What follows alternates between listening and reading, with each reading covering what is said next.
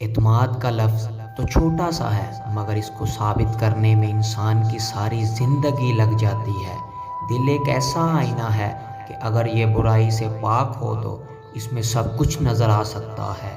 اللہ پاک سے مانگنے کی عادت بنا لو، کسی سے مانگنے کی ضرورت نہیں رہے گی۔ اچھے رشتوں کی خوراک صرف اور صرف صاف دل ہے۔ جس پر نصیحت اثر انداز نہ ہو تو وہ جان لے کہ میرا دل ایمان سے خالی ہے۔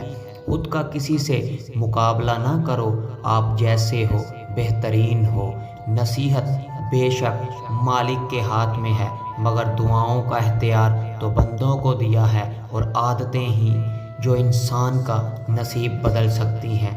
نصیحت ہوا دیوار پر ہی لکھی ہو، اس کو اپنے کانوں میں ڈالو۔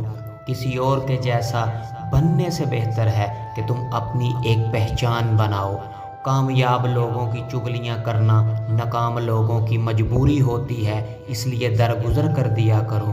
جب تک اپنی ذات پر تنقید برداشت کرنا نہ سیکھ لو، اس وقت تک دوسروں کے بارے میں مکمل خاموشی اختیار کیے رکھو۔ بڑے ظرف والوں کی تو دنیا ہی الگ ہے، عداوت بھی کریں گے تو معیاری کریں گے۔ وہ خوشیاں کیسے دائمی ہو سکتی ہیں جو عارضی چیزوں سے جڑی ہوں؟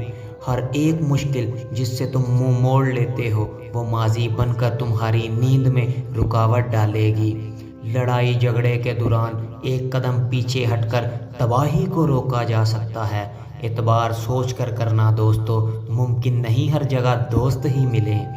وقت ایک ایسا پرندہ ہے جو ایک بار اڑ جائے تو پھر کبھی واپس نہیں آتا۔ ٹماٹر میں لہسن کا رس نکال کر مکس کر لیں، چہرے کا مساج کریں، چہرے کے داغ دھبے اور چھائیاں ختم ہو جائیں گی۔ ہفتے میں ایک مرتبہ استعمال کریں۔